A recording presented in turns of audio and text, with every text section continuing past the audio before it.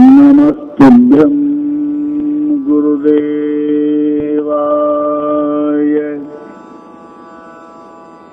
चालका पुरवासिने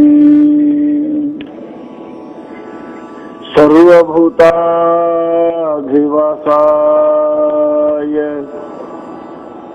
सिद्धारूढ़ाय नमोस्तुते।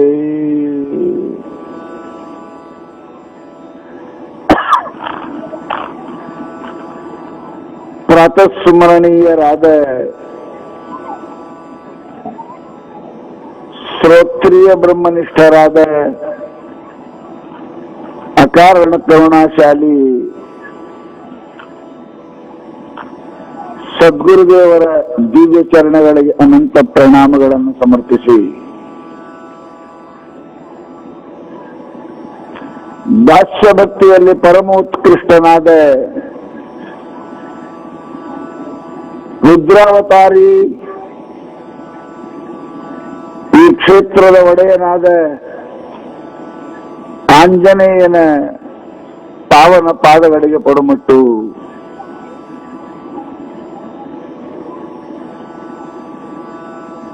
ಸದ್ಗುರು ಸಿದ್ಧಾರೂಢ ಮಹಾಸ್ವಾಮಿಗಳ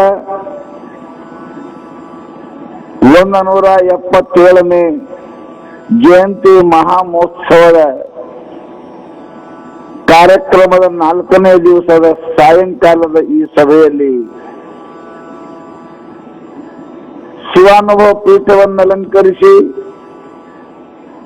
ತಮ್ಮ ದರ್ಶನ ಆಶೀರ್ವಾದಗಳಿಂದ ನಮ್ಮೆಲ್ಲರನ್ನ ಪುನೀತರನ್ನಾಗಿ ಮಾಡಿದ ಕೊತ್ತಲ ಬಸವೇಶ್ವರ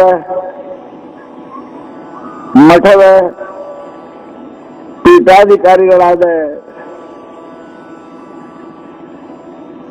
ನವಯುವಕರು, ಸಮಾಜ ಕಾರ್ಯದಲ್ಲಿ ಅತ್ಯಂತ ತದೇಕ ಚಿತ್ತವುಳ್ಳವರು, ಸುಮಾರು ಸಂಸ್ಥೆಗಳನ್ನ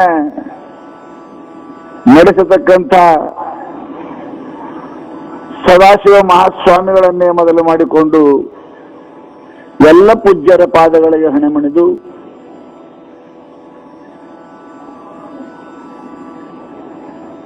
ಸಮಸ್ತ ಶಾಸ್ತ್ರಗಳು ನರದೇಹ ಪರಮ ಪಾವನ ಅಂತ ಹೇಳ್ತಾ ಇದ್ದಾವೆ.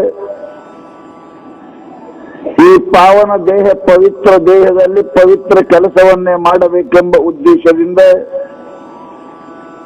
ತನುಮನ ಧನಗಳನ್ನರ್ಪಿಸಿ ಸದ್ಗುರುಗಳ ಕೃಪೆಗೆ ಪಾತ್ರರಾಗಬೇಕೆಂದು ಆಗಮಿಸಿದ ಸಮಸ್ತ ಶರಣ ಶರಣೀಯರ ಪವಿತ್ರ ಅಂತಃಕರಣಕ್ಕೆ ಸಾಕ್ಷಿಯಾಗಿ ಬೆಳಗುವ ಆ ಪರಶಿವನಿಗೂ ವಂದಿಸಿ, ಶಿವಸ್ವರೂಪಗಳೇ ನಿಮ್ಮೆಲ್ಲರಿಗೂ ಶರಣಾರ್ಥಿ.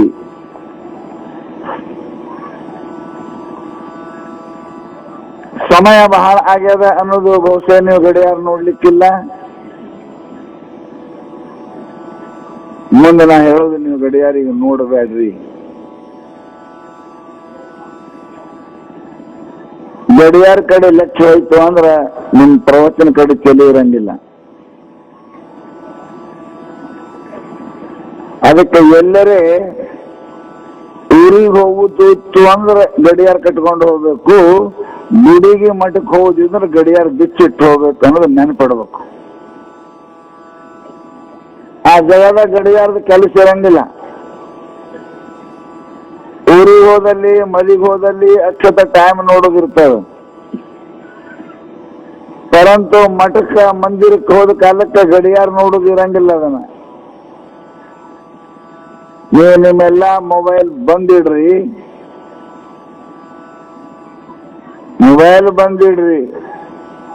ಕಣ್ಣು ಬಂದಿಡ್ಬೇಡ್ರಿ, ಕಿವಿ ಬಂದಿಡ್ಬೇಡ್ರಿ, ಅವು ಖುಲ್ಲ ಇಡ್ರಿ. ಬಹಳ ಸುಂದರವಾದ ವಿಷಯವನ್ನು ಇವತ್ತು ಎಲ್ಲಾ ಪೂಜ್ಯರು ಪ್ರಪಂಚದೊಳಗೆ ನಾವು ಹೇಗೆ ಇರಬೇಕು ಅನ್ನೋದು ಕಲಿಸಲಿಕ್ಕೆ ಈ ಶ್ಲೋಕವನ್ನ ನಿರೂಪಣೆ ಮಾಡಿದ್ದಾರೆ. ಬಹಳ ಮಂದಿ ಹುಟ್ಟಿ ದೊಡ್ಡವರಾಗಿ ಮುದುಕಾಗಿ ಗಾಡಿ ಕುಂಡಿರ್ತಾರೆ ಖರೆ, ಅವ್ರಿಗೆ ಏನು ಆಡಬೇಕು ಏನು ಮಾಡ್ಬೇಕು ಅನ್ನೋದು ಕೂಡ ಪ್ರಜ್ಞೆ ಇರಂಗಿಲ್ಲ, ಹ್ಯಾಂಗ ವ್ಯವಹಾರ ಮಾಡ್ಬೇಕು ಅನ್ನೋದು ಕೊಡಂಗಿಲ್ಲ. ಹುಟ್ಟಿದ್ರು ಗಿಡ ದೊಡ್ಡದು ಬೆಳೆದು ಏನೋ ಬೆಳೆದ್ರು ಕಡದು ಬಿದ್ರೆ ಹೆಂಗ ನೆಲಕ್ಕೆ ಬೀಳ್ತಾವ ಹಂಗ ಬಿದ್ರು. ಬಹಳ ಜನರಿಗೆ ಜನರಲ್ ನಾಲೆಜ್ ಅಂತೇವಲ್ಲ, ವ್ಯಾವಹಾರಿಕ ಜ್ಞಾನ ಇಲ್ಲ ಅಂದ್ರೆ ಮನುಷ್ಯ ಪ್ರಪಂಚದೊಳಗೆ ಬದುಕೋದು ಬಹಳ ಕಠಿಣ ಅದ. ಪ್ರಪಂಚದೊಳಗೆ ವ್ಯಾವಹಾರಿಕ ಜ್ಞಾನ ಬೇಕು ಮನುಷ್ಯನಿಗೆ. ವ್ಯವಹಾರ ಜ್ಞಾನ ಇಲ್ಲ ಅಂತ ಕೇಳಿದರೆ ಮನುಷ್ಯ ಅಪಹಾಸ್ಯಕ್ಕೀಡಾಗ್ತಾನೆ, ಅರ್ಥಹಾನಿ ಆಗ್ತದೆ, ಮಾನಹಾನಿ ಆಗ್ತದೆ, ಮನುಷ್ಯ ದುಃಖಿ ಆಗ್ತಾನೆ ಅನ್ನೋದು ನಮ್ಗೆಲ್ಲರಿಗೆ ಪರಿಕಲ್ಪನೆ ಇರಬೇಕು. ಅದಕ್ಕೆ how to behave in the world, ಜಗತ್ತಿನೊಳಗೆ ಹೆಂಗ ವ್ಯವಹಾರ ಮಾಡಬೇಕು ಅನ್ನೋದು ಕಲಿಯೋದು ಬಹಳ ಜರೂರಿ ಅದ. ಎಷ್ಟು ಜನ ಸೇರಿದಾರ ನೋಡ್ರಿ, ವರ್ಷ ಜನ ಜಾಸ್ತಿ ನಮ್ಮ ಮಂಟಪ ದಾಟಿ ಕೂತಾರ. ನಮ್ ಚೆನ್ನಳ್ಳಿ ರಾಮಣ್ಣ ಪ್ರತಿ ವರ್ಷ ಹೇಳ್ತಾನ, ಮತ್ತಿಟ್ಟು ಹೊಡ್ರಿ ಎಷ್ಟೊತ್ತು ಹೊಡಿಬೇಕ್ರಿ, ಏನೋಟ್ಟು ಹೊಡ್ರಿ, ಅಲ್ತಕ್ ಹೊಡಿರಿ. ಇದೊಂದು ವರ್ಷ ಬಹುಶಃ ನೀವು ಇಲ್ಲಿ ಕೂತು ಪ್ರವಚನ ಕೇಳಕತ್ತೀರಿ, ಮುಂದಿನ ವರ್ಷ ಪ್ರವಚನ ಕೇಳುವ ಜಗದಾಗ ಎಲ್ಲಿದು. ಡಿಸೆಂಬರ್ ತನಕನೂ ಕೂಡ ಬಹುಶಃ ಗುಡಿ ಮುಗಿಬಹುದು. ಈಗ 3.5 ಕೋಟಿ ಕೊಟ್ಟಿದ್ದೇವೆ, ಇನ್ನೂ 2.5 ಕೋಟಿ ಕೊಡುದದ. ಈ ಪೂರಾ ಗುಡಿ ತಯಾರಾಗಬೇಕಾದ್ರೆ 6 ಕೋಟಿ ಬೇಕು.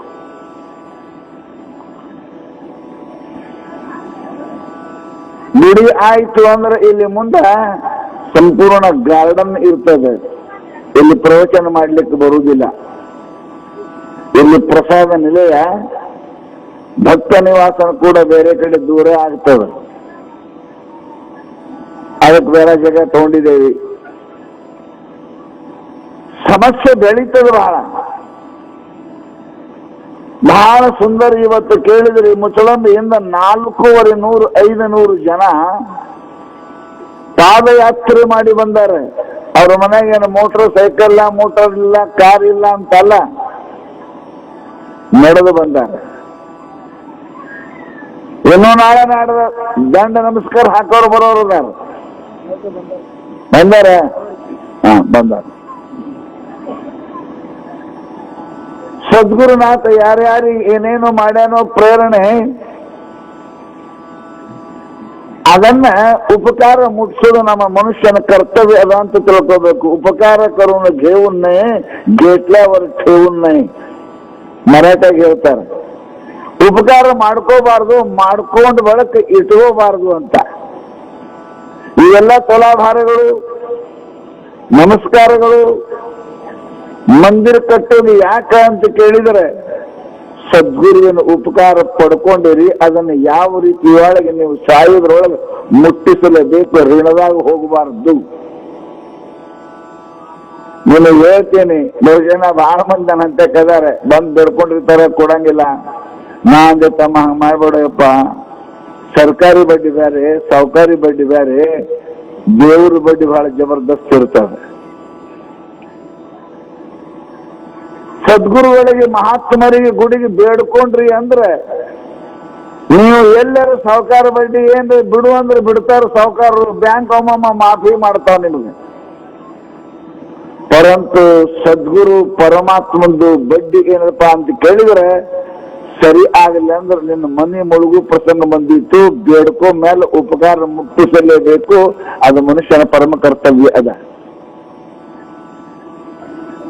ಅದು ಗುರು ಋಣ ಅದ, ದೇವ ಋಣ ಅದ. ಆ ಋಣದಿಂದ ನಾವು ಹೊರಗೆ ಬರಬೇಕೆ.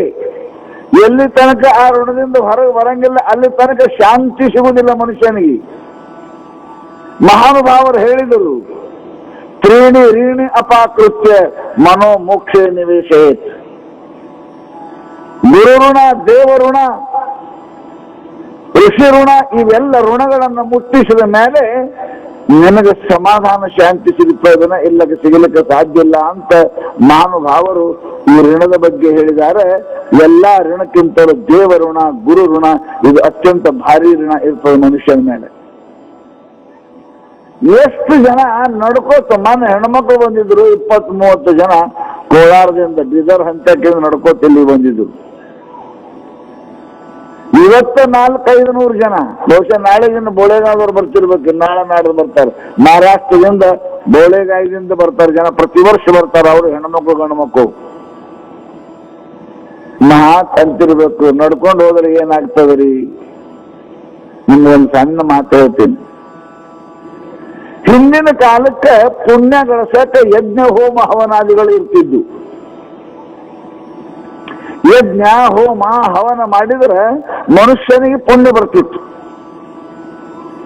ಅದಕ್ಕೆ ಯಾರ ಹೋಮಗಳು ಪೂರ್ವ ಕಾಲದಲ್ಲಿ ಭಗವಂತನ ಉದ್ದೇಶ, ಪರಮಾತ್ಮನ ಉದ್ದೇಶಿಸಿ, ಪರಮಾತ್ಮನ ಸ್ಮರಿಸಿ ಅವುಗಳನ್ನು ಆಚರಿಸ್ತಿದ್ದು.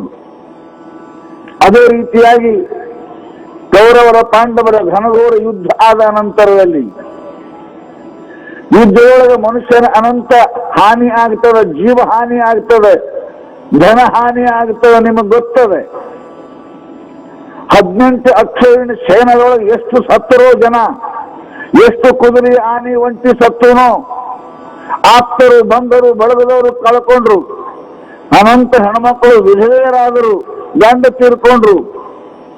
ಅನಂತ ಪಾಪದಿಂದ ಕೊರಗತಕ್ಕಂಥ ಧರ್ಮರಾಜ ಬಹಳ ಚಿಂತಾಗ್ರಸ್ತನಾಗಿ ಕೂತುಕೊಂಡಿದ್ದ.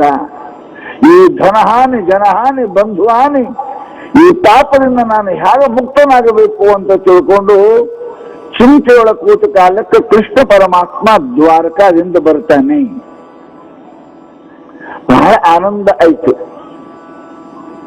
ನಿಮಗೂ ಒಂದು ಮಾತು ಹೇಳ್ತೀನಿ, ನೀವು ವ್ಯಸನದೊಳಗೆ ದುಃಖದೊಳಗಿದ್ದ ಕಾಲಕ್ಕೆ ಪುಣ್ಯಾತ್ಮ ಮಹಾತ್ಮರು ಯಾರೇ ಬಂದ್ರೆ ನಿಮ್ಮ ದುಃಖ ಇನ್ನು ಮುಂದೆ ದೂರ ಆಗ್ತದೆ, ಹೋಗ್ತದೆ ಅಂತ ನೀವು ತಿಳ್ಕೋಬೇಕು.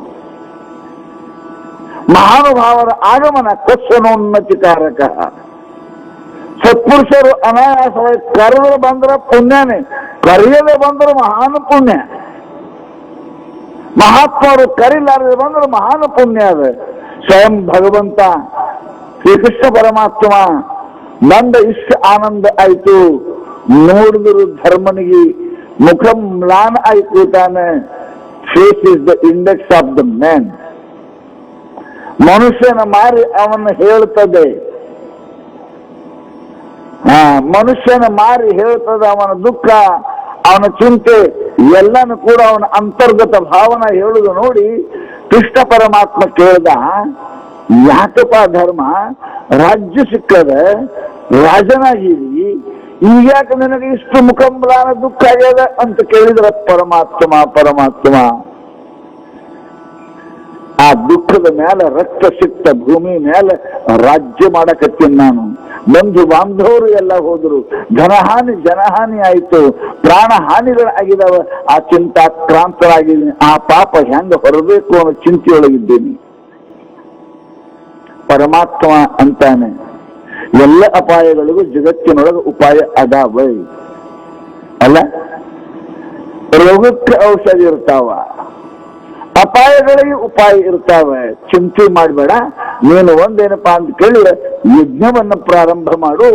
ಆ ಯಜ್ಞ ಏನಪ್ಪಾ ಅಂತ ಕೇಳಿದ್ರೆ ಸಮಸ್ತ ಕನ್ಯಾದಾನ, ಭೂದಾನ, ಗೋದಾನ, ವಸ್ತ್ರದಾನ, ಸಮಸ್ತ ಹಿರಣ್ಯ ದಾನ ಎಲ್ಲ ದಾನವನ್ನ ಮಾಡಿ ಯೋಗ್ಯನಾಗಿರ್ತಕ್ಕಂಥ ಪಂಡಿತರಿಗೆ, ವಿದ್ವಾಂಸರಿಗೆ, ಯತಿಗಳಿಗೆ ಅನ್ನ ಹಾಕಲಿ ಅಂತ ಕೇಳಿದ್ರೆ ಅದು ಪರಮಾತ್ಮ ತೃಪ್ತ ಆಗ್ತಾನೆ. ನೀನು ಮಾಡಿದ ಪಾಪಗಳನ್ನು ಕ್ಷಮ ಮಾಡ್ತಾನೆ ಅಂತ ಪರಮಾತ್ಮ ಹೇಳಿದ. ಬಹಳ ಆನಂದ ಆಯ್ತು. ಪಾಪದಿಂದನೇ ಸಮಸ್ತ ಜಗತ್ತಿನೊಳಗೆ ಬರ್ತಾವೆ. ಆತ್ಮಾಪರಾಧ ವೃಕ್ಷಸ್ಯ ಫಲಾನ್ನೇತಾನಿ ದೇಹಿನಾಂ ದಾರಿದ್ರ್ಯ ದುಃಖ ಬಂಧನಾನಿ. ದರಿದ್ರತ, ದುಃಖ ಇವೆಲ್ಲ ಬರುದು ನಾವು ಮಾಡಿದ ಪಾಪದಿಂದನೇ ಬರ್ತಾವೆ. ಬಹಳ ಆನಂದ ಆಗಿ ತುರಂತ ಯಜ್ಞವನ್ನ ಪ್ರಾರಂಭ ಮಾಡಿದ. ಪರಮಾತ್ಮ ಸಂಕಲ್ಪ ಮಾಡಿ ಕೃಷ್ಣ ಪರಮಾತ್ಮನ ಪಾದ ಪೂಜೆಯನ್ನು ಮಾಡಿ ಯಜ್ಞ ಪ್ರಾರಂಭ ಮಾಡಿದ. ಅದು ತಿಂಗಳ 2 ತಿಂಗಳ ಅಲ್ಲ, ಅದು ವರ್ಷಗಟ್ಟಲೆ ನಡೀತಕ್ಕಂಥ ಯಜ್ಞ. ಆವಾಗ 4-6 ತಿಂಗಳ ಪರಮಾತ್ಮ ಉಳಿದ ದ್ವಾರಕಾಕ್ಕೆ ಹೋಗಬೇಕು ಅಂತ ಅಪೇಕ್ಷೆ ಮಾಡಿದಾಗ ಏನಪ್ಪಾ ಅಂತ ಕೇಳಿದ್ರೆ, ಧರ್ಮ ಅಂತಾನ ಪರಮಾತ್ಮ ಯಜ್ಞ ಪೂರ್ಣಾಹುತಿ ಆಗಬೇಕು. ಯಜ್ಞ ಪೂರ್ಣಾಹುತಿ ಆಗದಿದ್ರೆ ಮಾಡಿದ್ದು ಬರುವುದಿಲ್ಲ. ಹ್ಯಾಂಗ ಉಂಡು ಕೂಡಲೇ ಡರ್ಕಿ ಬಂದ್ರನ ಹೊಟ್ಟೆ ತುಂಬ್ಯಾದ ಅಂತ ನಮಗ್ ಗೊತ್ತಾಗ್ತದೆ. ಅಂದಿಲ್ಲ ಅಂದ್ರೆ ಇನ್ನೂ ಹೊಟ್ಟೆ ತುಂಬಿಲ್ಲ.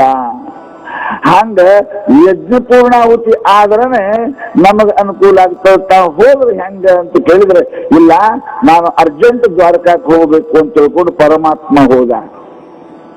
ಯಜ್ಞ ಪೂರ್ಣಾಹುತಿ ಆಗ್ಯದಂತ ಹೆಂಗ್ ಗೊತ್ತಾಗಬೇಕು? ಪರಮಾತ್ಮ ಬಹಳ ಒಂದು ಉಪಾಯ ಮಾಡಿದ. ಯಜ್ಞ ಮಂಟಪದ ಮಧ್ಯದಲ್ಲಿ ಎಲ್ಲಿ ಹೋಮ ಹವನ ಋತ್ವಿಜರು ಹೋತಾರರು ಏನಪ್ಪಾ ಅಂತಂದ್ರೆ ಎಲ್ಲಾ ಜನ ಅದರ ಉದ್ಘಾತಗಳು ಇರ್ತಾರೆ. ಅಲ್ಲೆಲ್ಲ ಯಜ್ಞ ಮಾಡುವಲ್ಲಿ ಯಜಮಾನ ಬೇಕು, ಹೋತ ಬೇಕು, ಋತ್ವಿಜ ಬೇಕು, ಏನಪ್ಪಾ ಅಂತ ಉದ್ಘಾತ ಬೇಕು. ಇವರೆಲ್ಲರ ಮಧ್ಯದಲ್ಲಿ ಯಜ್ಞ ನಡೀತಾ ಇತ್ತು. ದಿನಂಪ್ರತಿ ಗೋದಾನ ಅನ್ನದಾನ ಭೂದಾನ ನಡೀತಾ ಇದ್ದು. ಪರಮಾತ್ಮ ಅಂದ, ಈ ಮಂಟಪದ ಮಧ್ಯದಲ್ಲಿ ಒಂದು ಗಂಟಿ ಕಟ್ತೇವಿ. ಅದು ಗಂಟಿ ತಂದು ತಾನೇ ಎಂದು ಬಾರಿಸ್ತದ.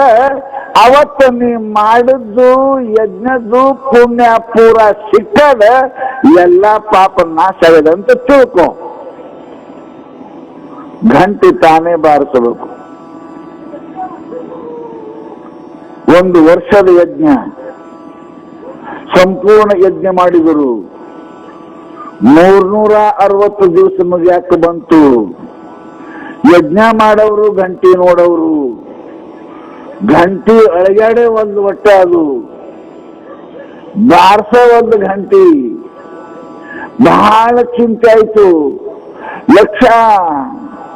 10-20 ಲಕ್ಷ ಖರ್ಚು ಮಾಡಿ ಗೋದಾನ ಭೂದಾನ ವಸ್ತ್ರದಾನ ಕನ್ಯಾದಾನ ಸುವರ್ಣದಾನ ಎಲ್ಲ ದಾನ ಮಾಡಿ ದಿನಂಪ್ರತಿ ಎಲ್ಲರಿಗೆ ಊಟ ಉಪಚಾರ ಮಾಡಿ ಎಲ್ಲರಿಗೆ ನಾವು ಸಂತೋಷ ಪಡಿಸಿದ್ರು ಗಂಟೆ ಬಾರಿಸಲಿಲ್ಲ ಅಂದ್ರೆ ನಾವು ಮಾಡಿದ ಯಜ್ಞ ಪೂರ್ತಿ ಆಗಲಿಲ್ಲ ಅಂತ ತಿಳ್ಕೊಂಡು ಚಿಂತಾಕ್ರಾಂತರಾಗಿ ಕೃಷ್ಣ ಪರಮಾತ್ಮನ ಸ್ಮರಣ ಮಾಡ್ತಾರೆ. ಹೇ ಭಗವಂತ, ಹೇ ಪರಮಾತ್ಮ, ಪ್ರತ್ಯಕ್ಷ ಆಗುವ ಒಂದು ಕಾಲ ಪರಮಾತ್ಮ ಪ್ರತ್ಯಕ್ಷ ಆಗ್ತಾನೆ.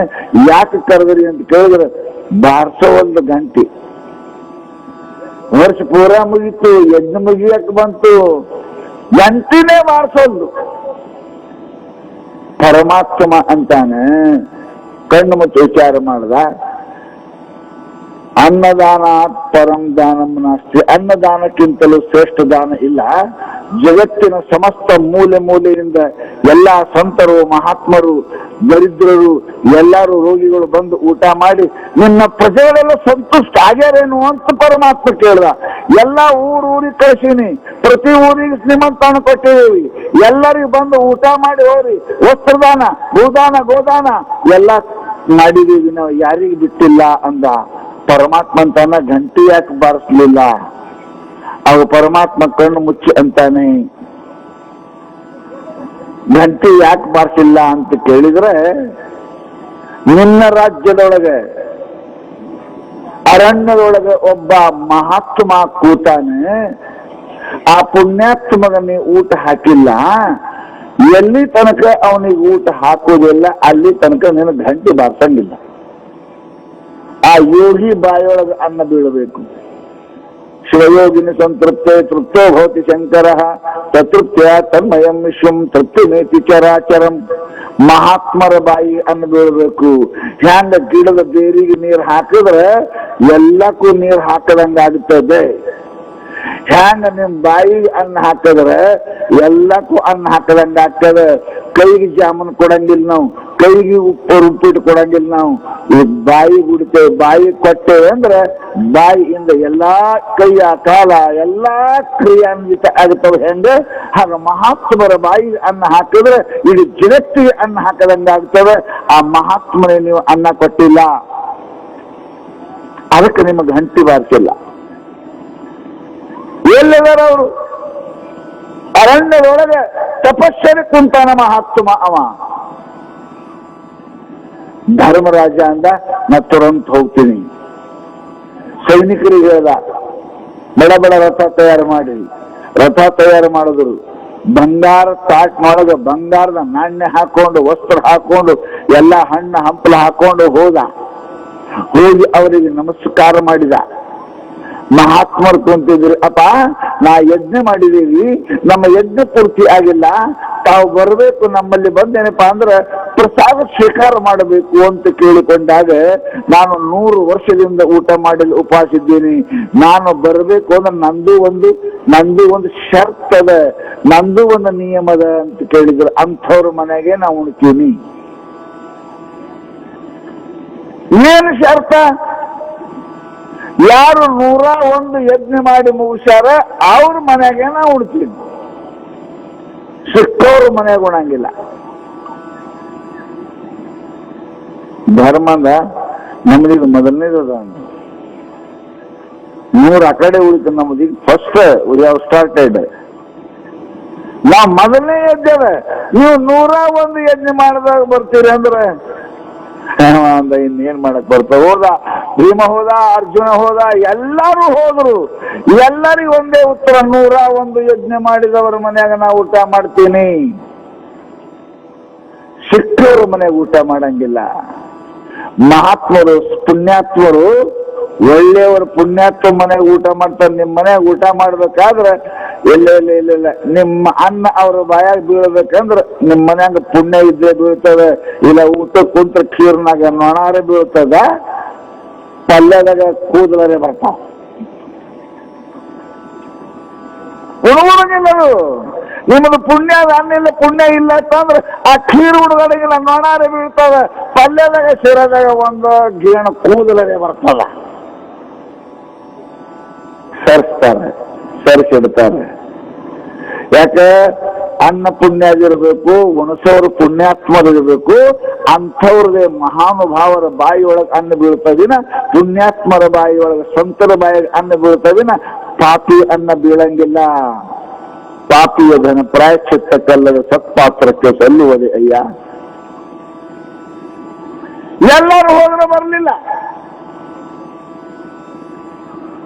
ದ್ರೌಪದಿ ಅಂದ್ಲು, ನಿಮ್ಗೆ ಯಾರಿಗೆ ಬಂದಿಲ್ಲ ಅಂದ್ರೆ ನಾನಂತ ಟ್ರೈ ಮಾಡ್ತೀನಿ ಅನ್ಲಕ್ಕಿ, ನಾನು ನೋಡ್ತೀನಿ ಪ್ರಯತ್ನ ಮಾಡಿ, ನಾ ಹೋಗ್ತೀನಿ ಅಂದ್ಲು. ಬಡ ತಯಾರಾಗಿ ಸೀರೆ ಉಟ್ಕೊಂಡ ತಯಾರಾದ್ರು.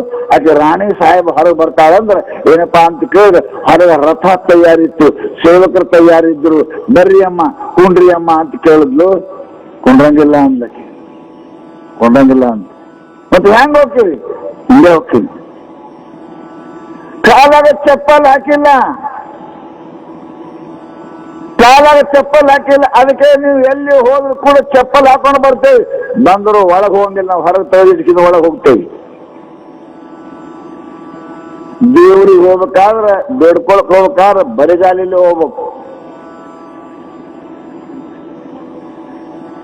ಹೇಳಿದ್ರು ಮಹಾತ್ಮರು, ಚಪ್ಪಲ್ ಹಾಕೋರಿ ಅಮ್ಮ, ಅಲ್ಲಿ ಮುಳ್ಳ ಹಳ್ಳ ಇರ್ತಾವ್ರಿ ಅಮ್ಮ.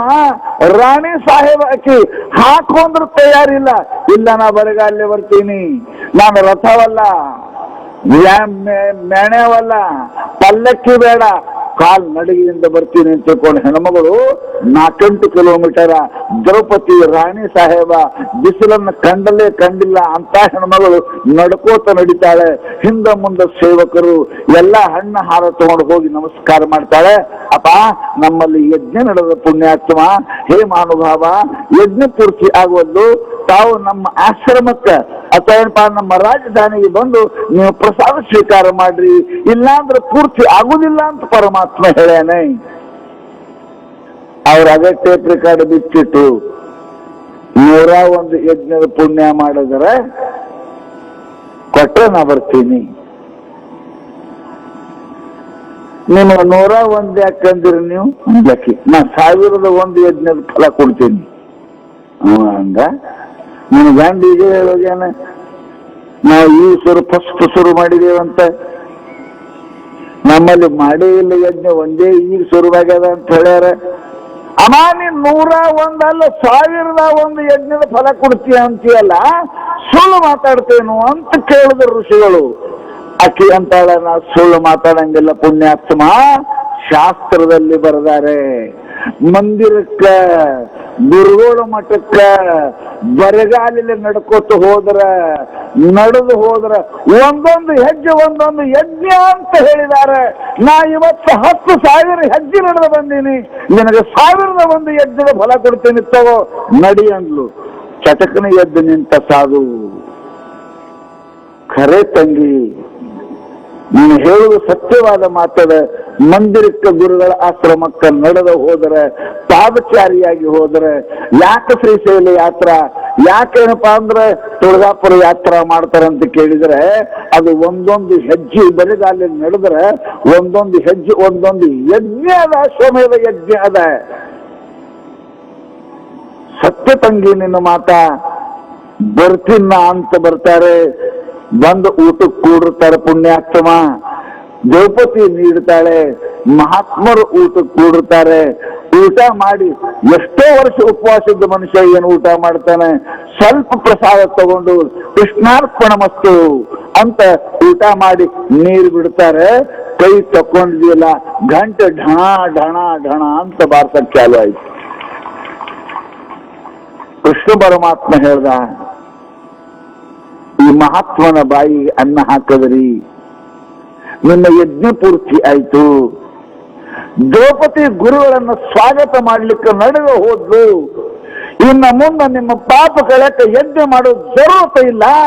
ಗುರುಗಳಲ್ಲಿ ಹೋದ ಯಜ್ಞ ಪ್ರತಿಯೊಂದು ಹೆಜ್ಜೆ ಅಶ್ವಮೇಧ ಯಜ್ಞ ಅದ.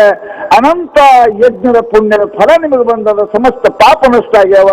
ಇದಕ್ಕೆ ಗಂಟಿ ಬಾರಿಸಿದ್ದೆ, ಇದಕ್ಕೆ ಸಾಕ್ಷಿ ಅದಂತ ಪರಮಾತ್ಮ ಹೇಳಿದ ಕಾಲಕ್ಕೆ ಧರ್ಮ ನಿಶ್ಚಿಂತ ಆದಂತೆ ನನ್ನ ಸಮಸ್ತ ಪಾಪ ಕಳ್ಕೊಂಡಿ ಅಂತ ಅವನಿಗೆ ಖುಷಿ ಆಯ್ತಂತ. ಅದಕ್ಕೆ ಪುಣ್ಯಾತ್ಮರೇ ನಮ್ಮ ಪರಮಾನಂದ ಸ್ವಾಮಿಗಳು 400-500 ಜನರಿಗೆ ತಗೊಂಡು 30 ಕಿಲೋಮೀಟರ್ ಎಷ್ಟು ಹೆಜ್ಜೆ ಅದು ರೀ, ಕೋಲಾರದಿಂದ ಬಂದಾರೆ. ನಮ್ಮೆಲ್ಲ ತಾಯಿ ತನ್ನ ಸಣ್ಣ ಸಣ್ಣ ಸಣ್ಣ ಕೂಸುಗಳು ಬಂದಾವ, ಇಟ್ಟಿಟ್ಕೊ 5-6 ವರ್ಷನ ಕೂಸುಗಳು ನಡ್ಕೊತ ಬಂದಾವ.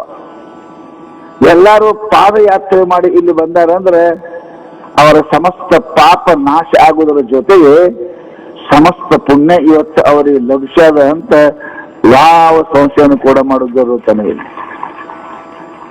ಇಂಥ ಭಾಗ್ಯ ಯಾಕೆ ಎಲ್ಲ ಕಡೆ ಮಾಡ್ಯಾರ ಅಂದ್ರೆ ಅದು ಹೇಳ್ತೀನಿ ನಿಮ್ಗೆ.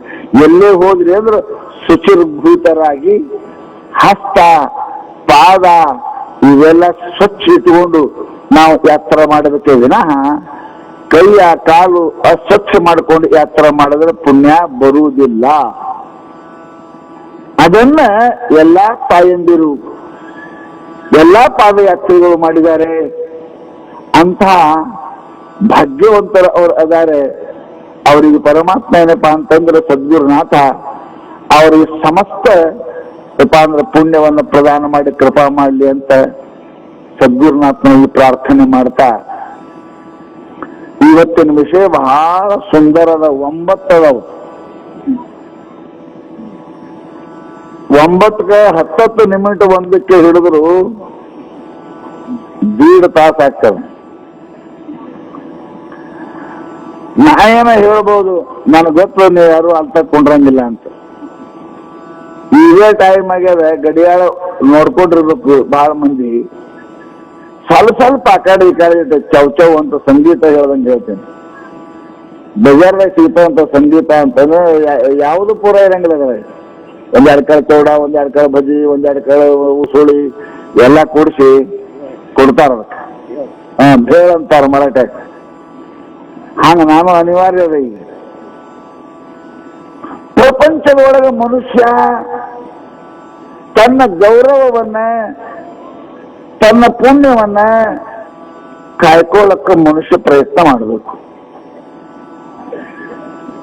ಯಾವಾಗಲೂ ಮನುಷ್ಯ ಪುಣ್ಯ ಖರ್ಚು ಮಾಡಕ್ಕೆ ಪ್ರಯತ್ನ ಮಾಡಬಾರ್ದು. ಹ್ಯಾಂಗ ರೊಕ್ಕ ಖರ್ಚು ಮಾಡಕ್ಕೆ ನೀವು ಪ್ರಯತ್ನ ಮಾಡಂಗಿಲ್ಲ, ರೊಕ್ಕ ಮುಚ್ಚಿ ಇಡ್ತೀರಿ.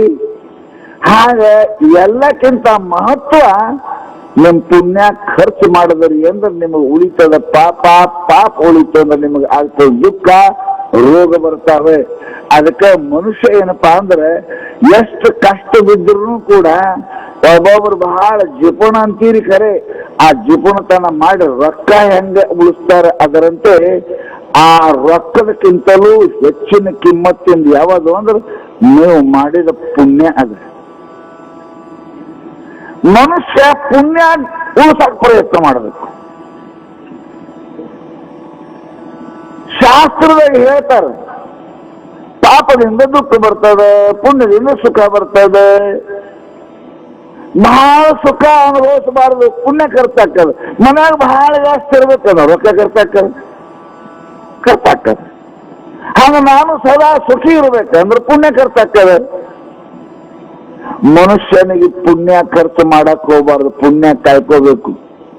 ಅದಕ್ಕೆ ಮಹಾನುಭಾವರು, ಪುಣ್ಯಾತ್ಮರು, ಋಷಿಗಳು, ರಾಜರು ಇವರೆಲ್ಲರೂ ಕೂಡ ಏನಪ್ಪಾ ಅಂತಂದ್ರೆ ಪುಣ್ಯ ಗಳಿಸಾಕ ಮನ್ಯಾಗ ಎಲ್ಲ ಸರ್ವ ಸಂಪತ್ತು ಇದ್ದರೂ ಕೂಡ ಅವರು ತಪ ಮಾಡ್ತಿದ್ರು, ಅನುಷ್ಠಾನ ಮಾಡ್ತಿದ್ರು. ಜಪ ಯಾಕೆ ಮಾಡ್ತಿದ್ರು ಅಂದ್ರೆ ಉಪವಾಸ, ವ್ರತ ಇವೆಲ್ಲ ಯಾಕದವ ಅಂದ್ರೆ ಪುಣ್ಯ ಗಳಿಸಕ, ಖರ್ಚು ಮಾಡಕ್ಕಲ್ಲ. ನಾವು ಬಡ ಬಡ ಪುಣ್ಯ ಖರ್ಚು ಮಾಡ್ತೇವೆ. ಅದಕ್ಕೆ ಮಹಾನುಭಾವರು ಇವು 9 ವಸ್ತುಗಳು ಏನದವ ವ್ಯವಹಾರದಲ್ಲಿ ನಿಮಗೆ ಸುಖ ಕೊಡ್ತಕ್ಕಂಥದವ, ಅವು ಪ್ರಕಟ ಮಾಡಬಾರದು. ಮೊದಲನೇದು ಹೇಳಿದ್ರು ಆಯು, ವಿತ್ತಂ, ಗೃಹಛಿದ್ರಂ, ಸಾಹಸಂ, ಮಂತ್ರಮೌಷಧಂ, ತಪ, ದಾನಾವಮಾನ. ನವಗೋಪ್ಯಾನಿ ಕಾರಳಿತ್. ಇವು 9 ಏನಪ್ಪಾ ಅಂತ ಕೇಳಿದ್ರೆ ಸದಾ ಸದಾ ಗುಪ್ತ ಆಗಿಡಬೇಕು.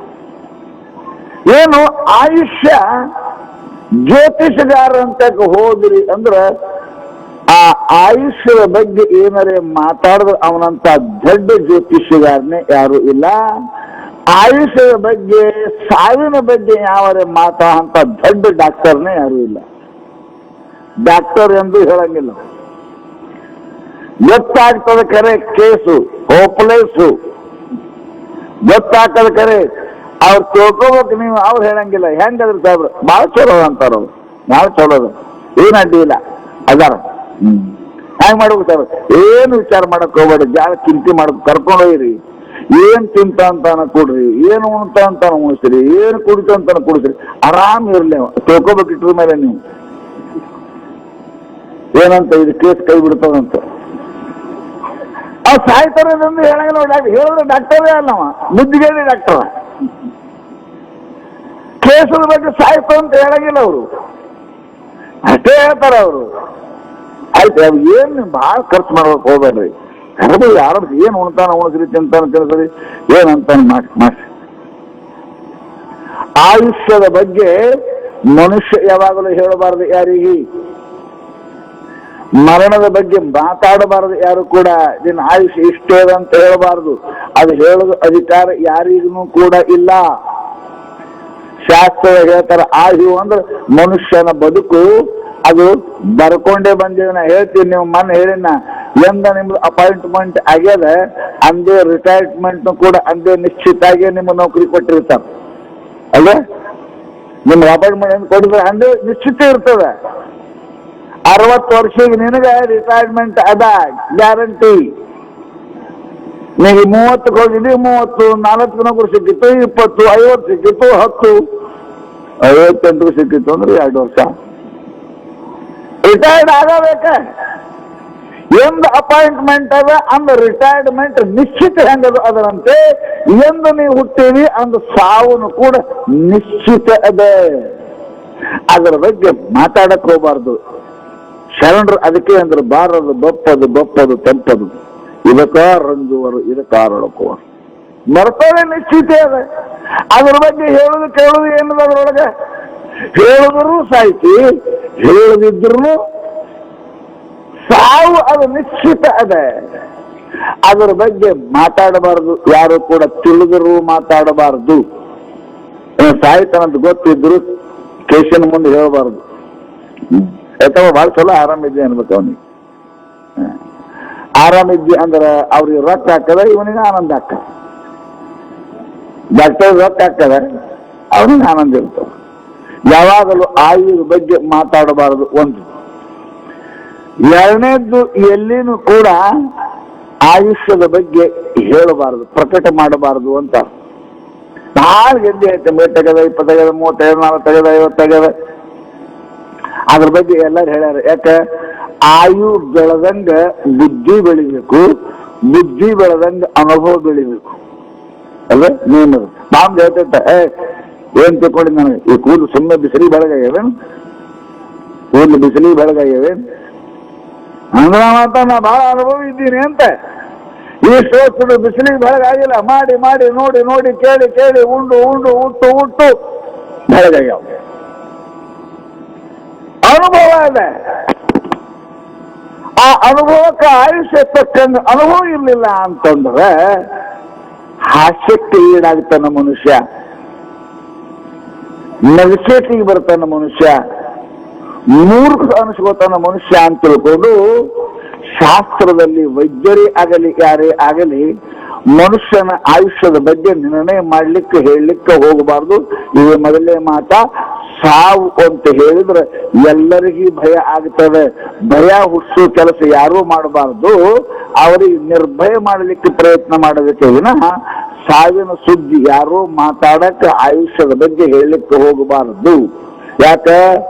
ಸಾಯುದು ಬಿಡ್ರಿ ನೀವು, ಸಾವುದ್ದು ನೆನಪಾಗಿ ಎಷ್ಟೋ ಮಂದಿ ಸತ್ತವ್ರದಾರ. ನಾ ಹುಡುಗಾಟಿಗೆ ಹೇಳ್ತಿರ್ತೀನಿ, ಯಾವುದೋ ಒಂದು ಊರ್ ಹೊರಗೆ ಒಂದು ಮಠ ಇತ್ತಂತ. ಒಬ್ಬರು ಸಾಧುಗಳಿದ್ರು, ಬಹಳ ಚಲೋ ಸಿದ್ಧಿ ಪುರುಷರು.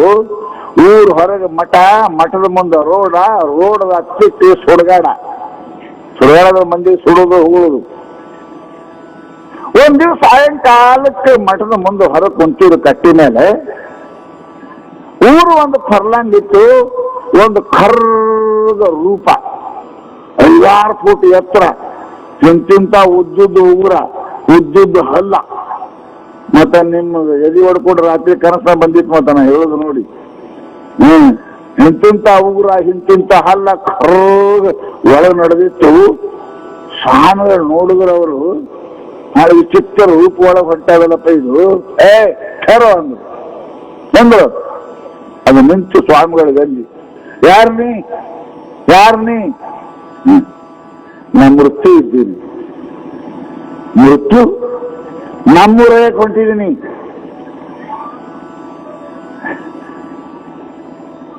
ಬರ್ತಾರೆ ಯಾಕೆ? ಎದಕ್ಕೆ ಬರ್ತಾರ? ಮೃತ್ಯು ಎದಕ್ಕೆ ಬರ್ತಾರ?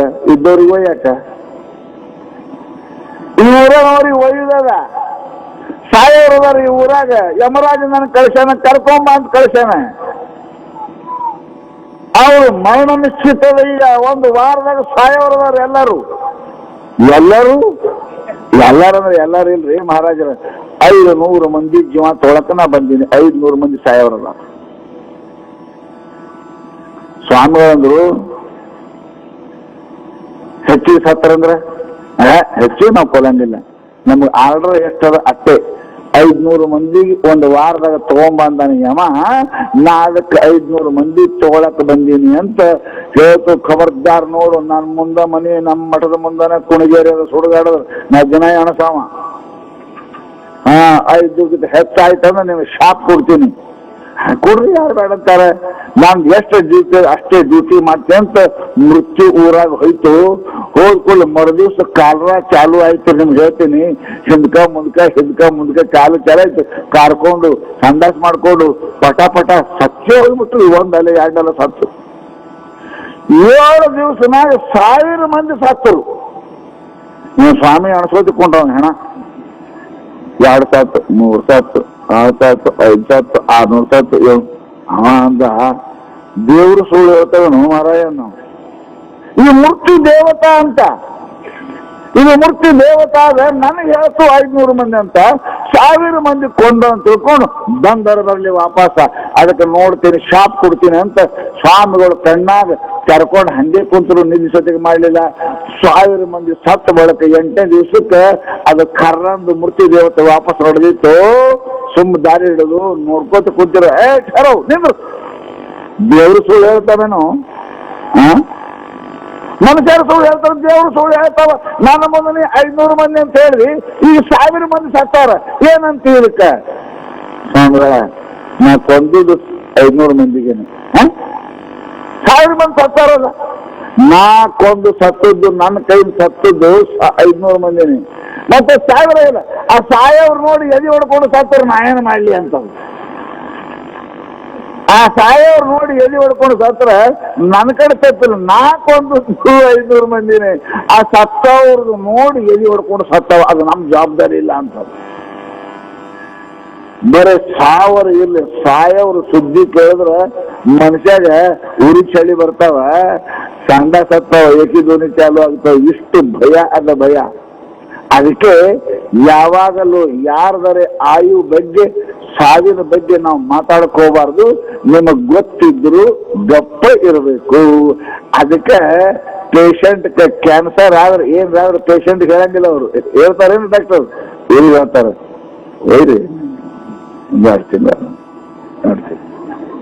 ತಿಂಗಳು ಒಯ್ರಿ. ಆ ಕೇಸಿಗೆ ಹೆಂಗದ್ರಿ ಸಾಹೇಬ್ರ, ಎಲ್ಲ ತಂಗಿ ಆರಾಮಾಗಿದ್ದೀನಿ ತಮ್ಮ, ಹೋಗಿ ಮನೆಗೆ ಹೋಗಿ ಗೊತ್ತು ಹೇಳ್ತಾರ ಅವ್ರಿಗೆ. ಅವ್ ಕೇಳಿದ್ರೆ 2 ತಿಂಗಳದಂತ ಹೇಳ್ಯಾರ ಇವನಿಗೆ, ಅದ್ರ ಮುಂದೆ ಹೇಳಿದ್ರೆ 1 ತಿಂಗಳದೇ ಅದು ಎಲ್ಲಿ ಸಾಯ್ತದೆ. ಅದಕ್ಕೆ ಮಹಾನುಭಾವರು ಸಾವಿನ ಸುದ್ದಿ ಯಾರಿಗೆ ಮಾತಾಡ್ಬಾರ್ದು, ನಿಮಗೆ ಗೊತ್ತಿದ್ರು. ಅದಕ್ಕೆ ಕ್ಯಾನ್ಸರ್ ಆಯ್ತು, ಏಡ್ಸ್ ಆಯ್ತು, ಮತ್ತೇನ್ರ ರೋಗ ಇತ್ತು ಅಂದ್ರೆ ಇದು ಉಳಂಗಿಲ್ಲ ಅಂತ ನಿಮ್ಗೆ ಗೊತ್ತಿದ್ರು ರೋಗಿ ಮುಂದೆ ಸಾವಿನ ಸುದ್ದಿ ಮಾತಾಡಬಾರ್ದು. ಇದು ಗೌಪ್ಯ ಇಟ್ಕೋಬೇಕು, ನಿಮ್ಗೆ ಗೊತ್ತಿದ್ರು ಗೌಪ್ಯ ಇರಬೇಕು. ಅದಕ್ಕೆ ಆಯು ಅಂದ್ರೆ ಅವ್ರು ಮೊದಲು. 2ನೇದು ವಿತ್ತ ಅಂದಾರ, ಎಲ್ಲರೂ ಬಹಳ ಚಂದ ಹೇಳಿದ್ರು. ವಿತ್ತ ಅಂದ್ರೇನು? ದುಡ್ಡ. ಅದಕ್ಕೆ ಹೇಳಿದ್ರು about the money same religion.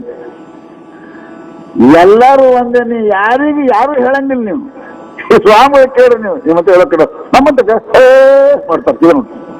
ಈ ಸ್ವಾಮಿನ ಸುಳ್ಳು, ರೊಕ್ಕದ ಬಗ್ಗೆ ಖರೆ ಯಾರು ಹೇಳಂಗಿಲ್ಲ. ಯಾರು ಸ್ವಾಮಿ ಹೇಳಿದ್ರೆ ನೀನು ಮತ್ತೆ 100 ರೂಪಾಯಿ 10 ರೂಪಾಯಿ ದನ ಇಟ್ಟು ಹೇಳ್ತಾರೆ. ನಮಗೆಲ್ರಿ ಏನೋ ತಿರುಗಾಡವ್ರಿ, ಏನೋ ವಿಚಾರ ಮಾಡವ್ರಿ. ಎಲ್ಲರೂ ಸೇಮ್ ರಿಲಿಜನ್. ರೊಕ್ಕದ ಮಾತು ಬಂತು ಅಂದ್ರೆ ಸಣ್ಣ ಹಿಡ್ಕೊಂಡು ದೊಡ್ಡವ್ರ ತಕ್ಕ ಸ್ವಾಮಿ ಸಹಿತ ಸುಳ್ಳು ಹೇಳ್ತಾವ ಅಂದ್ಮೇಲೆ ಯಾರು ಬಿಚ್ಚಿಟ್ಟಾರ್ರಿ? ಬಿಚ್ಚಿ ಯಾರು ನಾಯಿ ಮುಂದೆ ಇಟ್ಟಾರ? ಗಂಟು ಬಿಚ್ಚಿ ಯಾರು ಇಡಂಗಿಲ್ಲ. ಅಂತ ಇಟ್ಟದ ನೋಡ್ರಿ ಅಂತ ಯಾರು ಇರಂಗಿಲ್ಲ. ನಮ್ಮ ಬೀದರ್ದ ಒಬ್ಬರು ದೊಡ್ಡ ಸಾಹೇಬ್ರ ಹೆಸರು ಹೇಳಂಗಿಲ್ಲ. ಅವ್ರಿಗೆ ಮದುವೆ ಆಯ್ತು, ಮದುವೆ ಆದ ಕೂಡಲೇಪ್ಪ ಅಂತ ಸಸಿ ಬಂದ್ಲು, ಸಸಿ ಮೈ ಮೇಲೆ 50 ತೊಲಿ ಬಂಗಾರ. ಬಿರ ಮಂದಿ ಊಟಕ್ಕೆ ಹೇಳ್ತೀರ ಅವ್ರಿಗೆ, ಹಾಕೊಂಡು ಹೋಗುದು ಕಾರುಣಿ ಎತ್ತಿ ನಂಗೆ.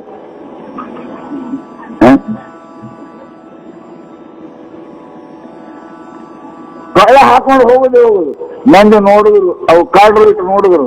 ಒಂದ್ ದಿವ್ಸ 1-8 ದಿನ ಇವರೆಲ್ಲ ಹಾಕೊಂಡು ಎಲ್ಲರ ಮನೆ ತಿಂದು ಒಂದು ಏನು ಮದಿಮಕ್ಳು ಊಟ, ಕೋಲೂಟ ಅದೇನು ಮದುಮಕ್ಳು ಕರಿಗಣ್ಣಾಗ ಊಟ ಮಾಡ್ತೀರಿ, ಹಾಕೊಂಡು ತಿರುಗಾಡೋದು. ಕಾದು ನೋಡಿದ್ರು ಒಂದು ರಾತ್ರಿ ಬಂದು ಒಳಕೊಂಡೆ ಇಟ್ಟು ಶಿವಾಯ ನಮಃ. ಅದಕ್ಕೆ ಅಂದರೆ ಮಹಾತ್ಮರು ಯುದ್ಧದ ಬಗ್ಗೆ ಯಾರು ಮುಂದ್ರು ಇದ್ರು ಇಲ್ಲಂಗಿರ್ಬೇಕು. ಹಿಂದಕ್ಕೇನು ಹುಚ್ಚಿರಿದ್ರು ಎಲ್ಲರೂ. ಹಿಂದಕ್ಕೆ ಎಷ್ಟು ಸೋಕಿದ್ದಿರ್ತಿದ್ರು, ಇದ್ರು ಸೀದಾ ಸಾದಾ. ಸಾದಾ ಸಬ್ಸೆ ಜಾದಾ. ನನಗೆ ಸಾದಾ ಇರ್ತಿದ್ರು, ಉಡು ಸಾದಾ, ಉಣದು ಸಾದಾ ಇರ್ತಿದ್ರು ಮನುಷ್ಯರು. ಏನಪ್ಪ ಅಂತ ಕೇಳಿದ್ರೆ ಅದು ಹಾಕೊಂಡು ತಿರುಗಾಡ್ತಾ ಇರ್ಲಿಲ್ಲ. ಯಾಕೆ? ಆಭರಣ ತೋರ್ಸೋದು ಮೂರ್ಖರೇ ವಿನ ಶಾಣ್ಯರು ಹಾಕೊಂಡು ತಿರುಗಾಡಂಗಿಲ್ಲ. ನಿಮ್ಗೆ ಗೊತ್ತಿರ್ಬೇಕು. ಪುಣಾದಾಗ ರಾಮಶಾಸ್ತ್ರಿ ಅಂತ ಒಬ್ಬರಾಗಿ ಹೋಗಿದ್ದಾರೆ. ನ್ಯಾಯಾಧೀಶರು ಪೇಶ್ವೆ ಕಾಲಕ್ಕೆ ನ್ಯಾಯ ಕೊಡ್ತಿದ್ದ ರಾಮಶಾಸ್ತ್ರಿ ಅಂತ. ಪೇಶ್ವನ ಕಾಲಕ್ಕೆ ರಾಮಶಾಸ್ತ್ರಿ ಇದ್ರು. ಅವರು simple living and high thinking. ಬಹಳ ಇರುವುದು ಸಾದಾ, ವಿಚಾರ ಬಹಳ ದೊಡ್ಡ. ಮನುಷ್ಯನನ್ನು ಅಳಿಯಲಿಕ್ಕೆ ಬಟ್ಟಿ ಮೇಲೆ ಅಳಂಗಿಲ್ಲ, ಮನುಷ್ಯನ ಆಚಾರದ ಮೇಲೆ, ನಡಿ ಮೇಲೆ, ನುಡಿ ಮೇಲೆ ಅಳಿತೀವಿ, ಅರಿವಿ ಮೇಲೆ ಅಳಂಗಿಲ್ಲ. ಅರಿವಿ ಮೇಲೆ ಅಳಸ್ಕೊಂಡ ಅಂದ್ರೆ ಅವ ಮೂರ್ಖ ಇರ್ತಾನೆ, ಶಾಣೆ ಇರುವುದಿಲ್ಲ. ಅವನು ಹೆಣ್ತಿದ್ಲು ರಾಮಶಾಸ್ತ್ರ, ಬಹಳ ಸೇವಾ. ಅವರು ಹಮೇಶ 2 ಬಿಳಿ ಸೀರೆ ಉಡಕ್ಕಿ, ಕೈಯಾಗಿ 2-4 ಕಾಜಿನ ಬಳಿ ಉಡಕ್ಕಿ, ಮೈ ಮೇಲೆ ಏನು ಆಭರಣ ಇಲ್ಲ, ವಸ್ತ್ರ ಇಲ್ಲ, ಏನಿಲ್ಲ. ಸಾಮಾನ್ಯ ಹೆಣ್ಮಗಳು, ಜಡ್ಜಿನ ಹೆಣ್ತಿ, ಸುಪ್ರೀಂ ಕೋರ್ಟ್ ಜಡ್ಜಿನ ಹೆಣ್ತಿ. ಒಂದ್ ದಿವಸ ಪೇಶ್ವೆನ ಹೆಂಡತಿ ಏನು ಮಾಡಿದ್ಲು ಅಂತ ಕೇಳಿದ್ರೆ ಮಹಿಳಾ ಸಂಘ ಮಾಡಿದ್ಲು. ಪುಣಾದಾಗ ಪೇಶ್ವೆಗೆ ಮಹಿಳಾ ಸಂಘ ಮಾಡಿ, ಮಹಿಳಾ ಎಲ್ಲರ ಸಂಘ ಮಾಡಿ ಎಲ್ಲರಿಗೆ ಕರೆಸಲು. ಊರಾಗ ಸೇನಾಪತಿ ಹೆಂಡತಿ, ಏನಪ್ಪಾ ಅಂತ ಕೇಳಿದ್ರೆ ಸಾಹುಕಾರನ ಹೆಂಡತಿ, ಗೌಡನ ಹೆಂಡತಿ, ಎಲ್ಲಾ ದರ್ಬಾರ್ದೊಳಗೆ ಹೆಣ್ಮಕ್ಳು ಕರೆಸಿ ದೊಡ್ಡ ಏನಪ್ಪಾ ಸಭಾ ಮಾಡಿ ತನ್ನ ಅರಮನೆಯೊಳಗೆ ಕರೆಸಿ ಎಲ್ಲಪ್ಪ ಮೀಟಿಂಗ್ ಮಾಡಕ್ ಕರೆಸಲು. ಎಲ್ಲರೂ ಎಲ್ಲರೂ ಎಲ್ಲರೂ ಎಲ್ಲರೂ ಅದ್ರಾಗ ಹೆಣ್ಮಕ್ಳಿಗೆ ಇಂಥ ಕರೆಸಿದ್ರೆ ಸ್ವಂತ ಇದ್ದು ಸಹಿ ಇಲ್ಲ ಕಡಾಯಿಸ್ಕೊಂಡ್ರೆ ಹಾಕೊಂಡು ಹೋಗ್ತಾರೆ. 4 ಮಂದಿ ಹೋಗೋದು ನಾನು ಹಂಗೆ ಹೋಗೋದೇನ್ರಿ, ತೋರಿಸ್ಬೇಕಂದ್ರೆ ನಮ್ಮ ಬಳಿ ಇದ್ರು ಸರಿ, ಮಂದಿ ಬಳಿ ಇದ್ರು ಸರಿ. ಹಾ, ಅದು ಉದ್ಯೋಗಕ್ಕೆ ಸೇರಿ ಗಿಡ್ಡರಲ್ಲಕ ಸೇರಿಸ್ಕೊಂಡು ನಿಂತಿರ್ತೀವಿ ಉಟ್ಕೊಂಡು ಚಟ. ಎಲ್ಲಾರು ಹಿಂಗ್ ತಯಾರಾಗಿ ಬಂದಿರು, ಒಬ್ರು ಕಿತ್ತ ಒಬ್ರು. ಆಕೆ 2 ಬಂಗಾರ ಬೆಳಿತಾರೆ, ಆಕೆ 4 ಬಂಗಾರ, ಆಕೆ 4 ಇದ್ದಾರೆ, ಆಕೆ 8 ಬಂಗಾರ, ಆಕೆ ಮುಂದೆ ಇದ್ದಾರೆ, ಈಕೆ ಇಲ್ಲಿ ತನಕ ಹಾಕೊಂಡು ಎಲ್ಲರೂ. ಸಭಾ ಲೇಟ್ ಆಯ್ತು. ಮಧ್ಯಾಹ್ನ 1 ಗಂಟೆಗೆ ಸಭಾ. ಎಲ್ಲಾ ಸೇನಾಪತಿ ಹೆಂಡತಿ ಬಂದಾಳ, ಸಾಹುಕಾರ ಹೆಂಡತಿ ಬಂದಾಳ, ಸರ್ದಾರ್ನ ಹೆಂಡತಿ ಬಂದಾಳ, ಸುಬೇದಾರ್ನ ಹೆಂಡತಿ ಬಂದಾಳ, ಮಂತ್ರಿ ಹೆಂಡತಿನೇ ಬಂದಿಲ್ಲ. क्या हो गया, काय झालं, का बरं उशीर केले, यात कडायचो. ಒಬ್ರು ಅಂತಾರ, अरे मंत्रीचे बायका सजून यायला उशीर होईल की, ತಯಾರಾಗಿ ಬರಕ್ಕೆ ತಡ ಆಗಿರ್ಬೇಕು. ಈಗ ನಮ್ಮಂತವ್ರು ಸಾಹುಕಾರಿಗೆ ಸೀರೆ ಉಡಕ್ಕೆ ತಡ ಆಗ್ತದೆ. ಅದಕ್ಕೆ ಬಹಳ ಶ್ರೀಮಂತರು ಹೆಣ್ಮಕ್ಳು ಅಕ್ಕಿ ಕಾಳಕ್ಕೆ ಹೋದ್ರು ಅಕ್ಕಿ ಕಾಳು ಬಿದ್ದ ಮೇಲೆ ಹೋಗ್ತದೆ. ಯಾಕೆ ಹುಡುಗರಾಗೆ ಟೈಮ್ ಹೋಗ್ಬಿಡ್ತಾವ್ರಿ. ಈ ಸೀರೆ ಹಾಕೋಗ್ತದೆ, ಯಾವ ಮ್ಯಾಚ್ ಪ್ಯಾಚ್, ಮೇಗಿ ಮ್ಯಾಚ್, ಮಾರಿಗೆ ಪ್ಯಾಚ್. ಈ ಮ್ಯಾಚ್ ಪ್ಯಾಚ್ ಮಾಡೋದ್ರಾಗೆ ಅಕ್ಕಿ ಕಾಳು ಬಿದ್ದು ಹೋಗ್ತಾವ. 2 ಕಡೆ ಹಳಸಲು ಉಣ್ಣಕ್ಕೆ ಹೋಗು, ಎಲ್ಲಾರು ಉಂಡು ಬಿಟ್ಟು ಬಳಕೆ ಹೋಗ್ತಾವ. ಯಾಕೆ ಪ್ಯಾಚ ಮ್ಯಾಚ್. ಅವರು ತಿಳ್ಕೊಂಡ್ರು, अरे उशीर झाला असेल, अरे मंत्रीची बायको म्हणजे असा काय, तर सजून यायला उशीर होणारच की. ತಯಾರಾಗಿ ಬರಕ್ ತಡನೇ ಆಗ್ತದೆ ಸ್ವಾಭಾವಿಕ. ಮನ್ಯಾಗ ಎಲ್ಲ ಸೀರಿ ಮ್ಯಾಚ್ ಮಾಡ್ಕೊತಿರ್ಬೇಕು, ಕರಡಿ ಮುಂದೆ ನಿಂತಿರ್ಬೇಕು, ಆ ಚಲೋ ಸೀರಿ ಈ ಚಲೋ ಸೀರಿ ಎಲ್ಲ ಹಾಕೋದು ತಡ ಆಗಿರ್ಬೇಕು ಅಂತ ಎಲ್ಲರೂ ವಿಚಾರ ಮಾಡ್ತಿದ್ರು. ಆಕೆ ನಡ್ಕೋತಿ ಚಪ್ಪಲ್ ಹಾಕೊಂಡು ಬಂದು ಎರಡು ಕಾಜಿನ ಬಳಿ, ಬಿಳಿ ಸೀರಿ, ಮಂಗಳಸೂತ್ರ ಏನಿಲ್ಲ. अरे अरे अगं बाई कसं आहे, इथे मंत्रीचे बायको असून काय ते सिंगार नाहीये, दाढी नाहीये, असं कसं काय, ಏನಿಲ್ಲ, ಏನ್ ಬಾ ಏನ್ ಸಾಮಾನ್ಯ ಇಲ್ಲ, ಹಂಗೆ ಬಂದಾಳ. ಬಂದ ನೋಡಿದ್ಲು ರಾणी साहेब ಅಂದ್ಲು, बरं वाटत नाही होतं, मंत्रीची बायको असून काय कसं काय. ಮಂದಿಗೆ ನಮ್ಮ ಸಭಾಕ್ಕೆ ನಾಚಿಗೆ, ಮಂತ್ರಿ ಹೆಣ್ತಿಯಾಗಿ ನೀ ಹಿಂಗ್ ಸಾಲ ಬಂದ್ರೆ ನಮ್ಮ ಸಭಾ ಹೆಂಗ್ ಚಲೋ ಅನಿಸ್ತೇವೆ. ಸಾಮಾನ್ಯ ಹೆಣ್ಮಕ್ಳು ಎಂತ ಸೀರೆ ಪಾರಿ ಉಟ್ಕೊಂಡು ಬಂದಾರ, ನೀ ಮಂತ್ರಿ ಹೆಣ್ತಿಯಾಗಿ ಏನು ಉಟ್ಕೊಂಡಿದ್ರೆ ಬರಾನ ಇವ ಕಾಯ್ತಿರ್ತೀವಿ. ಮೆಸಾಯ್ರೆ ಪಾಜಿತ್ತಲ್ಲ, ಚಲೋ ಸೀರೆ ಉಡ್ಬೇಕು. ಆಕೆ ಅಂದ ನಮ್ಮ ಮನೆಗೆ ಚಲೋ ಸೀರೆನೇ ಇಲ್ಲ, ನಾ ಎಲ್ಲೂ ಇಲ್ಲ, ನಮ್ಮ ಇರುದೇ 2 ಬೆಳೆ ಸೀರೆ ಅದ ನಮ್ಮ ಮನೆಗೆ. ಇವತ್ತು 2 ಸೀರೆ ಬಿಟ್ಟಿಲ್ಲ, ಒಂದು ಒಗಿತೀನಿ ಒಂದು ಉಡ್ತೀನಿ, ಇದು ಬಿಟ್ಟು ನಮ್ ಅಂದ್ರು. ನಮ್ಮ ಮನೆಯಾಗ ಸಾಮಾನ್ಯ ಮನೆ ಹೆಣ್ಮಕ್ಳು ಈ ಕಪಾಟದಾಗ ಇಡಕ್ಕೆ ಜಾಗ ಇಲ್ಲ ಸೀರೆ, ಯಾಕ್ರಿ ಅವ ನಿಮ್ಗೆ ಕಪಾಟದಾಗ ಜಾಗ ಇಲ್ಲ ಸೀರೆ, ಗಂಡ ಊರ್ಲಿ ಹಾಕಿ ತರ್ಸೋದು ಸೀರೆ. ಹಬ್ಬಕ್ತಾ, ಹುಣ್ಣಿಗಿತಾ, ಅಮಾಸಿಗಿತಾ, ಕದಕ್ತಾ, ಎದಕ್ತಾ ಹೆಣ ಎತ್ತಿ ಬಿಡೋದು ಅವನು.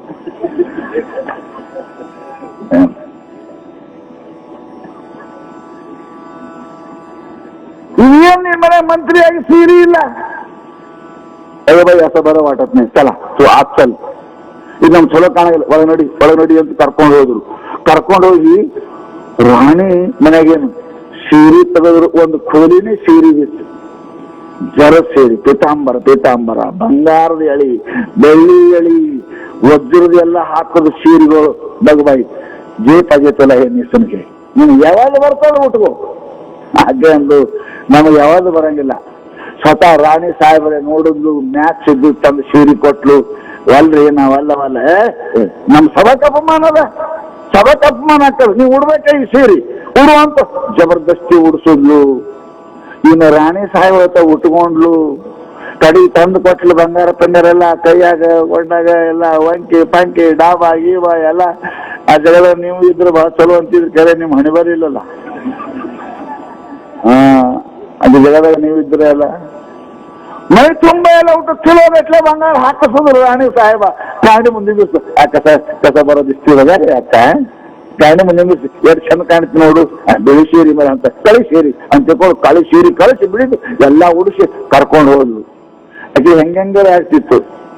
ಏನಪ್ಪ ಇದು, ಏನು ಇದು ಸೊಂದು ಹಾಕೊಂಡಂಗ ಆಯ್ತಲ್ಲ ನನಗೆ. ಇದು ಹಾಕೊಂಡು ಸೇರ ಅಲ್ಲನಕ್ ಬರಂಗಿಲ್ಲ ರಾಣಿ ಸಾಹೇಬಕ್ಕೆ. ಎಲ್ಲ ಆಯ್ತು, ಸಭಾ ನಡೀತ್ರಿ. ಈ ಸೀರೆ ಹುಡುಗರಾಗೆ 3 ಆಗಿತ್ತು. ಸಭಾ ನಡೆಯುವಾಗ 7 ಆಯ್ತು, 8 ಆಯ್ತು. ಸಭಾ ಮುಗಿತು. ರಾಮಶಾಸ್ತ್ರಿ ಮಂತ್ರಿ ಮನ್ಯಾಗ ಅದಾನೆ. ಅವಾಗ ಏನಪ್ಪಾ ಅಂತಂದ್ರೆ ಈಕಿ ಹೆಂಗ್ ಹೋಗ್ಬೇಕು ಈಗ ಮನಿಗೆ? ಇಷ್ಟು ಮೈ ಮೇಲೆ ತುಂಬಾ ಬಂಗಾರ ಅದ, ಕಿಲೋಗಟ್ಲೆ ಬಂಗಾರ ಅದ.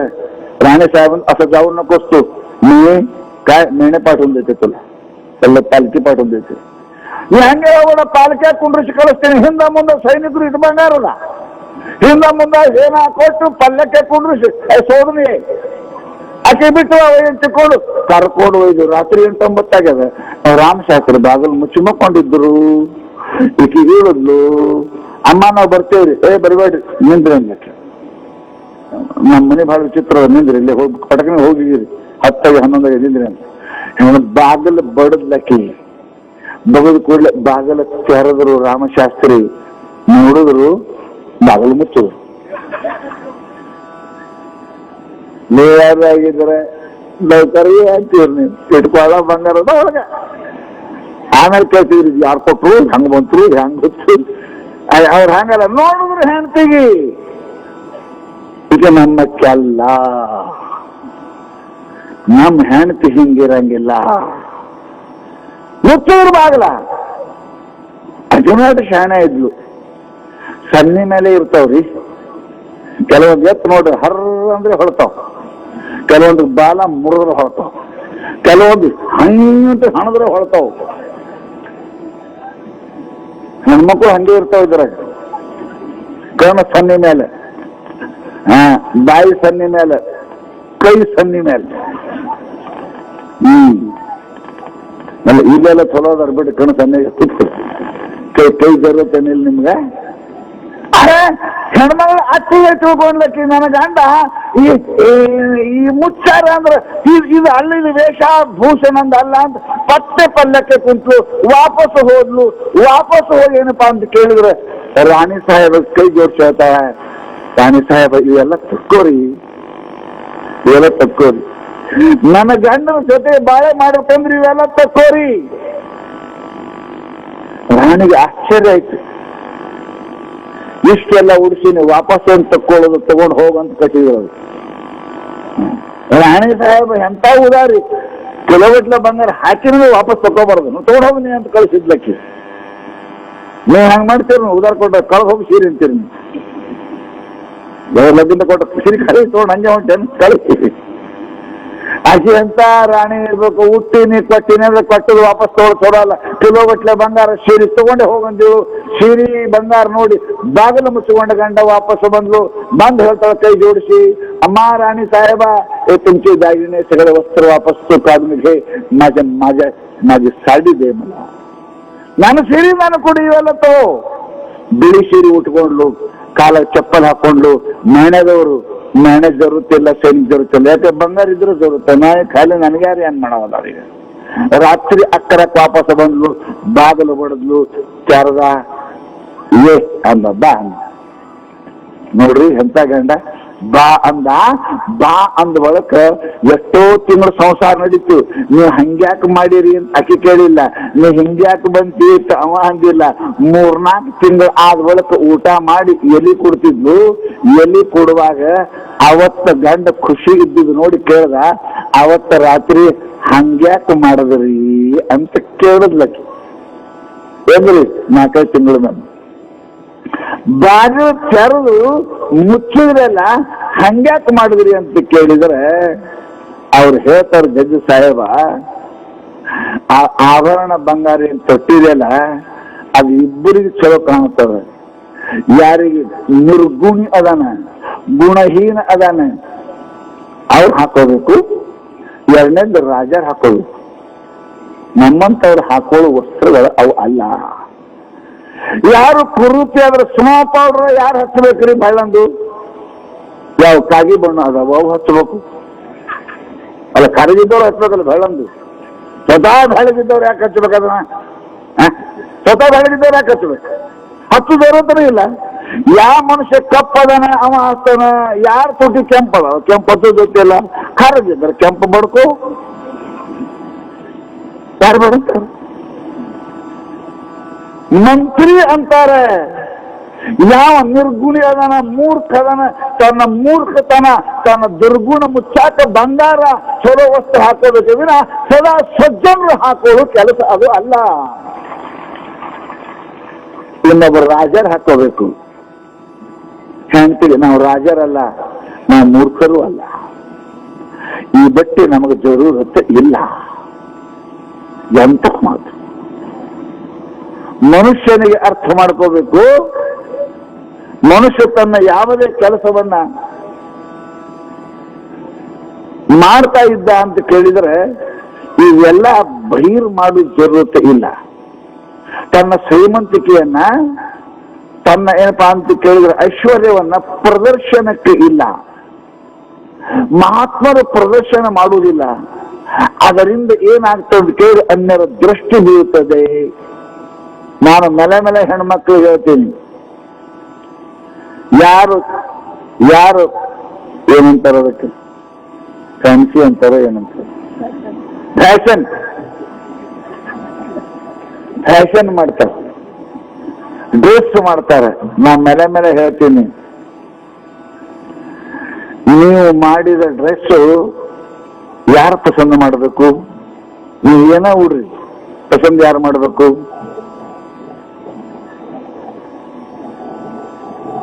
ಹೋಟೆಲ್ನಾಗ ಅಡಿಗೆ ಮಾಡ್ತಾನೆ, ತನ್ನ ಪಸಂದ್ ಅಲ್ಲ, ಇನ್ನೋರ್ ಪಸಂದ್ ಅಡಿಗೆ ಮಾಡ್ತಾರೆ, ಅಲ್ಲಿ ಮಾರಾಟ ಆಗ್ತದೆ.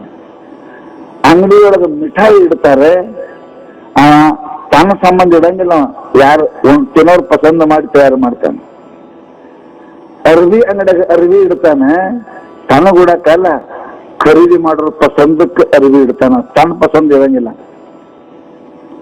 ಆಗ ನೀವು ಚೈನೀಸ್ ಫ್ಯಾಷನ್ ಮಾಡ್ತೀರಲ್ಲ, ಯಾರ ಪಸಂದಕ್ಕೆ? ನೀವು ಮಾಡಿದ ಸೌಂದರ್ಯ, ನೀವು ಉಟ್ಟ ಬಟ್ಟಿ, ನೀವು ಮಾಡೋ ಚೈನಿನ ನಿಮ್ ಗಂಡಿಗೆ ಪಸಂದ್ ಬರೋದು ಮಾಡ್ಬೇಕು. ಇವನ ಮತ್ತೊಬ್ರಿಗೆ ಪಸಂದ್ ಮಾಡಿದ್ರಿ ಅಂದ್ರೆ ಇಂದಿಲ್ಲ ನಾಳೆ ನೀವು ಕಡ್ತೀರಿ, ಗ್ಯಾರಂಟಿ ಅದ ನೀವು ಕಡ್ತೀರಿ. ನೀವು ಮಾಡಿದ ಚೈನಿ ನಿಮ್ಮ ಗಂಡ ಖುಷಿ ಪಡ್ಬೇಕು. ದಾರಿ ಹುಡುಗ ಖುಷಿ ಪಟ್ಟ ಅಂದ್ರೆ ಒಮ್ಮೆ ನಿನಗೆ ಫಜೀತಿ ಮಾಡ್ತಾನೆ. ಜನ ಪೇಪರ್ದ ಬರ್ತಾವ. ಯಾಕೆ ಬರ್ತಾವ? ರೇಪ್ ಅದು ರ್ಯಾಗಿಂಗ್ ಆಯ್ತು, ಯಾಕೆ ಬರ್ತಾವ? ಮಂದಿಗೆ ಖುಷಿ ಮಾಡೋ ಸಲುವಾಗಿ ಡ್ರೆಸ್ ಅಲ್ಲ, ಮಂದಿ ಖುಷಿ ಆಗೋ ಸಲುವಾಗಿ ಸ್ನೋ ಪೌಡರ್ ಅಲ್ಲ, ಮಂದಿ ಖುಷಿ ಆಗಕ್ಕೆ ದಾರಿ ಹೋಗೋರು ಖುಷಿ ಆಗುವಂತ ಅರಿವಿ ಹುಟ್ಟಿ ಅಂತದ್ದು ಚೈನಿ ಮಾಡಿದೆ ಅಂತ ಕೇಳಿದ್ರೆ ಒಂದಿಲ್ಲ ಒಂದ್ ದಿವಸ ದಾರಿಯಾಗಿ ನಿನಗೆ ಕೆಡಿಸ್ತಾರ, ಇದು ಗ್ಯಾರಂಟಿ. ನಿನ್ನ ಗಂಡ ಖುಷಿ ಆಗತಕ್ಕಂಥ ಬಟ್ಟೆ ಉಡಬೇಕು, ನಿನ್ನ ಗಂಡ ಖುಷಿ ಆಗತಕ್ಕಂಥ ಚೈನಿ ಮಾಡಬೇಕು. ಇನ್ನೊಬ್ಬ ಮನುಷ್ಯ ಖುಷಿ ಆದ ಅಂದ್ರೆ ನೀ ಹಾಳಾಗ್ತೀವಿ, ಇದು ಗ್ಯಾರಂಟಿ ಅದ. ಅದಕ್ಕೆ ಮಹಾನುಭಾವರು ಹೇಳಿದ್ರು, ಮರ್ಯಾದೆ ಅನ್ನೋದು ಯಾಕದ, ಅದನ್ನ ಮತ್ತೊಬ್ಬರ ಮುಂದೆ ಅದು ಹೇಳ್ತಕ್ಕಂಥ ವಸ್ತು ಅಲ್ಲ, ಶ್ರೀಮಂತಿಕೆ ತೋರಿಸೋದಲ್ಲದು, ಶ್ರೀಮಂತಿಕೆ ಅನುಭವಿಸೋದಲ್ಲ. ಅದಕ್ಕೆ ಮಹಾನುಭಾವರು ವಿತ್ತ ಇತ್ತು ಅಂದ್ರೆ ಆ ವಿತ್ತನ್ನ ನೀನೇ ಪ್ರದರ್ಶನ ಮಾಡ್ಲಿಕ್ಕೆ ಹೋಗುವುದಲ್ಲ, ನಿನ್ನ ಧನ ಭೋಗ ಯಾರು ಮಾಡಬೇಕು ಅಂದ್ರೆ ಮಹಾನುಭಾವರು ಪರಮಾತ್ಮನ ಖರ್ಚು ಮಾಡಬೇಕದನ್ನ. ಅದು ಸಂಸಾರದೊಳಗೆ ನೀ ಪ್ರದರ್ಶನಕ್ಕೆ ಇಟ್ಟಿ ಅಂದ್ರೆ ನಿನ್ನ ಮನೆಗೆ ಒಂದಿಲ್ಲ ಒಂದ್ ದಿವಸ ದರೋಡಿ ಆಗ್ತದೆ, ಸರ್ಕಾರ ಬರ್ತದೆ, ಯಾವರೇಪ ನೀಚ ನಿನ್ನ ಮೇಲೆ ಕಣ್ಣಿಡ್ತಾನೆ, ನಿನ್ನ ಸಂಪತ್ತು ಹಾಳಾಗ್ತದೆ. ಅದನ್ನ ಪ್ರಚಾರ ಮಾಡೋದು ಜರುರತೆ ಇಲ್ಲ ಅಂತ ಮಹಾನುಭಾವರು ಹೇಳ್ತಾರೆ. ಹಾಗೆ 10-20 ಹೇಳಿದ್ರು, ಸಮಯ ಆಗ್ಯದ.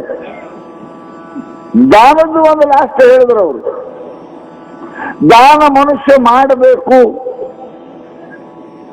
ದಾನೇನ ಪಾಣಿರ್ ನತುಕಂಕಣೇನ, ತೆರಕೆ ದಾನವೇ ಭೂಷಣ. ಕೈಗೆ ಪಾಟ್ಲಿ ಹಾಕೊಳ್ಳೋದು ಭೂಷಣ ಅಲ್ಲ, ಕೈಗೆ ಬಿಲ್ವರ್ ಹಾಕೊಳ್ಳೋದು ಭೂಷಣ ಅಲ್ಲ, ಕೈಗೆ ಉಂಗುರ ಇಡೋದು ಭೂಷಣ ಅಲ್ಲ. ಕೈಗೆ ಕಿಮ್ಮತ್ತು ಎದರಿಂದ ಬರ್ತದೆ ಅಂತ ಕೇಳಿದ್ರೆ ದಾನದಿಂದ ಬರ್ತದೆ, ದಾನದಿಂದ ಬರ್ತದೆ. ನಿರಂತರ ದಾನ ಮಾಡಬೇಕು ಮನುಷ್ಯ, ಅದು ಗೊತ್ತಿಲ್ಲದಂಗೆ ಮಾಡಬೇಕು. ನಮ್ಮಲ್ಲಿ ಒಬ್ಬ ಬಹಳ ರಹೀಮ್ ಖಾನ ಅಂತ ಆಗಿ ಹೋಗಿದ್ದಾನೆ, ಮುಸಲ್ಮಾನ ಒಬ್ಬ. ಬಹಳ ದೊಡ್ಡ ಮಂತ್ರಿ, बड़ा दौड़ कवि, बड़ा दौड़ ज्ञानी। अल्लाह के खुदा के बंदे तो आदमी ऐसे दानी था, इष्ट दानी इद्द मनुष्य ದಿನಂ ಪ್ರತಿ ಬಂಗಾರದ ನಾಣ್ಯಗಳನ್ನು ಹಂಚ್ತಿದ್ದವ, ದಿನಾ ದಾನ ಮಾಡವ. ಮೊದಲನೇ ಕೆಲಸ ನಿಮ್ಗೆ ಹೇಳ್ತೀನಿ, ನೀವು ಕೂಡ ಮುಂಜಾನೆ ಎದ್ದು ಹಿಂದಕ್ಕೆ ಹೆಂಗ್ ಮಾಡ್ತೀರೋ ಅಂದ್ರೆ, ನಮ್ಮ ಹೆಣ್ಮಕ್ಳು ಹಿಂದಕ್ಕೆ ಮನ್ಯಾಗ ನೇಮಿತ್ತು ಜಳಕ ಮಾಡಿದ್ಕೋ ಒಂದು ಮರದಾಗ ಬಿಟ್ಟಾಗ ಜೋಳ ತುಂಬಿಡ್ತಿದ್ರು. ಯಾಕ್ರಿ? ಯಾರು ಬಂದವ್ರು ಒಂದು ಮುಟಿ ತಗೊಂಡು ಹೋಗಂಗ ದಿನ ಬಂದು ಮುಟಿ ತಗೊಂಡು ಒಂದಿಟ್ಟು ತುಂಬಿಡ್ತಿದ್ರು ಹಿಂದಕ್ಕೆ. ನಮ್ಮ ಮನಿ ಚಾಲು ಆಗ್ತಿತ್ತು ದಾನದಿಂದ. ಹಿಟ್ಟರೆ ದಾನರೇ ಮುಂದೆ ಐಗಳು ಬರ್ತಿದ್ರು, ಜಂಗಮರು ಬರ್ತಿದ್ರು. ಅವರಿಗೆ ತೌಡ ಬಿಟ್ಟಾಗ ಒಂದಿಷ್ಟ ಮುಗಿತಕ್ಕ ಇರುವುದು. ದಾನದಿಂದ ಮನಿ ಪ್ರಾರಂಭ ಆಗ್ಬೇಕು. ದಾನ ಬಹಳ ದೊಡ್ಡದು ಮನುಷ್ಯನಿಗೆ. ದಾನವೇ ಭೂಷಣ. ದಾನ ಮಾಡ್ತಿದ್ದ. ಎದ್ದು ಕೂಡಲೇ ನೀವು ಮಟ್ಟ ಮಾಡಿದ್ರೆ, ಸ್ನಾನ ಮಾಡಿ ಪೂಜೆ ಮಾಡಿದ ಕೂಡಲೇ ಎಟ್ಟರೆ ಆಗಲಿ ನೀವು ದಾನ ಮಾಡ್ತೀವಿ. ಅದಕ್ಕೆ ಮಂದಿರ ಮಾಡಿ ಹೋಗ್ತಾರೆ, ಸಕ್ಕರೆ ಇಡ್ತಾರೆ, ಒಂದು ಜೋಳ ಕಾಯ್ದು ಹಾಕ್ತಾರೆ, ಅಕ್ಕಿ ಕಾಯ್ದು ಹಾಕಿ ಬರ್ತಾರೆ. ಬರ್ಸೋ ತಮ್ಮ ದಾನ ಬಹಳ ಜರೂರಿ. ಯಾರಿಗೂ ಗೊತ್ತಿಲ್ಲಂಗ ಮಾಡ್ತಿದ್ರು ದಾನ. ಅವ ರಾಜ ದಿನ ದಾನ ಮಾಡ್ತಿದ್ದ, ಬಂಗಾರ ನಾಣ್ಯ ದಾನ ಮಾಡ್ತಿದ್ದ. ತೋಡವ್ರು ಇಟ್ಟು ಕೋಡಿ ಇರ್ತವ್ರು, ತೋಡ್ ಹೋಗಿ ಮತ್ತೆ ಹೊಳಿ ಪಾಳಿಸ್ತವ್ರು. ಸಿಗ್ತದಂದ್ರೆ ಪಾಳೆ ಹಚ್ತವ್ರು. ಇವ ಮಾರಿ ಕೆಳಗೆ ಮಾಡಿ ಕೊಡ್ತಿದ್ದ. ನಾಳೆ ಬಿದ್ದು ಕೂಡ ಹಿಂಗ್ ಮಾಡವ. ಒಬ್ರು ಯಾರೇ ಅಂದ್ರು, देखो भाई फकीर साहब, मंत्री साहब, वो लेने वाले आदमी बार बार आ रहे हैं, तुम उसका मूवी नहीं देखते, ऐसे दे देते हैं. और बार बार ಹಳ್ಳಿ ಬರ್ತಾನ, ನಮ್ ಮಾರಿ ನೋಡಂಗಿಲ್ಲ, ಹಂಗೆ ಕೊಡ್ತೀನಿ. ನೋಡ್ರಿ ಅವ್ರಿಗೆ ಮಾರಿ ನೋಡ್ರಿ. ಮಾರಿಯ ಕೆಳಗೆ ಮಾಡ್ತೀನಿ ನಿಂಗೆ ದಾನ ಮಾಡ್ಬೇಕಾದ್ರೆ. ಎಷ್ಟು ದಾನ ಮಾಡ್ಬೇಕಾದ್ರೆ ಎಷ್ಟು ಮ್ಯಾಲ ಎದ್ದು ಆಗಲೇ ಅಮ್ಮವ್ರು ಹೇಳಿದ್ರಲ್ಲ, ಚೀರಿ ಹೇಳ್ಬೇಕು, ಸಾವಕಾಶ ಹೇಳಿರಿ, ಒಂದು ಜೋರ್ ಹೇಳ್ರಿ ಅಂತ. ನನ್ನ ಹೆಸರೇ ಬಂದಿಲ್ಲ ಆ ಲಿಸ್ಟ್ದಾಗ. ಜಗಳ ತೆಗೆದವ್ರು ಅದಾರ, ಜಗಳ ತೆಗೆಯವರು ಅದಾರ. ಅವ ದಾನ ಮಾಡ್ತಿದ್ದ. ಹಿಂಗ್ಯಾಕೆ ಮಾರಿ ಕೆಳಗೆ ಮಾಡಕತ್ತೀರಿ? ನಾಚ್ಕೊಂಡಂಗ ನಾಚಿಕೆ ಬರಕತ್ತ ನಿಮ್ಗ? ಹೌದಪ್ಪ, ನಾಚಿಕೆ ಬರಕತ್ತದ. ಯಾಕೆ ನಾಚಿಕೆ? ನೋಡಿ, ದೇನೆ ವಾಲ ದೇತಾ ಹೈ ದಿನ ಔರ್ ರೈನ್, देने वाला देता है दिन और रैन. लोग भ्रम मुझ पे करे, ताते नीचे नैन. ನಾ ಯಾಕೆ ನಾಚಿಕೆ ಹೊಂಟಾವ? ನಾ ಯಾರು ಕೊಡವಪ್ಪ? ನಾ ಯಾರು ಕೊಡವ? ಪರಮಾತ್ಮ ಇದ್ದಾನೆ. ಏನ್ ನಾ ಭೂಮಿ ಮಾಡಿನ, ಏನ್ ನಾ ಜೋಳ ಮಾಡಿನ, ಏನ್ ನಾ ಬಂಗಾರ ಮಾಡಿನ? ನಾ ಏನು ಮಾಡಿಲ್ಲ, ಆ ಪರಮಾತ್ಮ ಮಾಡ್ಯಾನ. ದೇನೆ ವಾಲಾ ದೇತಾ ಹೈ ದಿನ ಔರ್ ರೈನ್. ಹಗಲ ರಾತ್ರಿ ಕೂಡ ಪರಮಾತ್ಮ ಕೊಡಕತ್ತಾನೆ. ನಾ ಯಾರು ಕೊಡವಪ್ಪ? ನಾ ಯಾರು ಕೊಡವ? ಪರಂತು ನಾನು only I am the exchange office, only commission agent. ಅಡತಿ ದುಕಾನಕ್ಕೆ ಹೋರಿ, ಅರ್ಥ ಒದರ್ತಿರ್ತಾರ ಅವರು. ನಮ್ದು ಯಾರು ತಗೋತೀರಿ ಜೋಳ? ಅವಂದ ಅವ್ರ ಅಪ್ಪಂದ, ಅವ್ ಚೌಕಾಪುರ ಜೋಳ ಅದಾವ. ಏಜೆಂಟ್ ಕುಂತಿರ್ತಾವಲ್ಲ ಅಡತಿ ದುಕಾನದಾಗ. ನಮ್ಮ ಅಂಗಡಿ ವ್ಯಾಪಾರಕ್ಕೆ ಬರ್ತಾರೆ, ನಮ್ಮಲ್ಲಿ ಗೋಧಿ ತಗೋತಾರೆ. ಗೋಧಿ ಅವಂದಲ್ಲ ಅಲ್ಲ, ಊರದ್ದು ತಗೋಣ ಬೇರೆ. ನಡ್ಬರ್ಕೇನು? Commission agent. ಎಕ್ಸ್ಚೇಂಜ್ ಆಫೀಸಿಗೆ ಎಲ್ಲಿಗಾರ ಫೋನ್ ಬರ್ತದೆ, ಎಲ್ಲಿಗಾರ ಹೋಗ್ತದೆ. ಬರೀ ಅದು ಎಕ್ಸ್ಚೇಂಜ್ ಆಫೀಸ್ ಅಲ್ಲಿ ಏನಿಲ್ಲ. ಹಾಗಂತ ನಾವ ಕೊಡೋ ಪರಮಾತ್ಮ, ತಗೊಳ್ಳೋ ಪರಮಾತ್ಮ. ಲೋ ಮಂದಿ ನಮ್ಗಂತ ಖಾನಾ ಪೈಸಾ ದೇ ರಹ ಹೈ, ರಹೀಮ್ ಪೈಸಾ ದೇ ರಹ ಹೈ. ರಹೀಮ್ ದಾನ ಕೊಡಕತ್ತಾನಂತ ನನ್ನ ಮೇಲೆ ಮಂದಿ ಭ್ರಮ ಆಗ್ಯದ. ಅದಕ್ಕೆ ನಾಚಿಗೆ ಬಂದು ನಮ್ಮ ಮಾರಿ ಕೆಳಗೆ ಮಾಡ್ತೀನಿ, ನಾನು ನೋಡಂಗಿಲ್ಲ. ನಾವು ನಂದೇನದು ಇದ್ರೊಳಗೆ ಪರಮಾತ್ಮಂದಲ್ಲಿ. ಅದಕ್ಕೆ ಲಕ್ಷ್ಯ ಇಡ್ರಿ. ದಾನ ನಿಯಮದ ಪಾಪ ಪುಣ್ಯ ಏನಪ್ಪಾ ಅಂತ ಕೇಳಿದ್ರೆ, ಯಾವ ಮನುಷ್ಯ ಅದನ್ನು ಪ್ರಕಟ ಮಾಡ್ತಾನೆ ಅದು ನಾಶ ಆಗ್ತದೆ. ನೆನಪಿಡ್ರಿ, ಪುಣ್ಯ ಪಾಪ ನಿಮ್ಮ ಬಾಯಿಲಿ ಬಂತು ಅಂದ್ರೆ ಅದು ನಾಶ ಆಗ್ತದೆ. ನೀವು ಸದಾ ಹೋಗಿ ಯಾರ ಮುಂದೆ ನಾ ಹಿಂಗೆ ಪಾಪ ಮಾಡಿಲ್ರಿ ಅಂತ ಅಂದ್ರೆ ನಿಮ್ ಪಾಪ ನಾಶ ಆಗ್ತದೆ. ಪಾಪನಾಶ. ಹಾಂಗ ನೀವು ಹೋಗಿ ಯಾರಿಗೆ ಮಾಡಿ, ನಾ ದಾನ ಮಾಡೀನಿ, ಪುಣ್ಯ ಮಾಡೀನಿ ಅಂದ್ರೆ ನಿನ್ನ ಪುಣ್ಯ ನಾಶ ಆಗ್ತದೆ. ಬಾಯಿಲೆ ಮಾಡಿದ ಪುಣ್ಯ ಬರಬಾರದು. ಮಾಡಿದನೆಂಬುದು ಮನದಲ್ಲಿ ಹೊಳೆದರೆ ಏಡಿಸಿ ಕಾಡಿಸಿತ್ತು ಶುಭನ ನಂಗಿರ.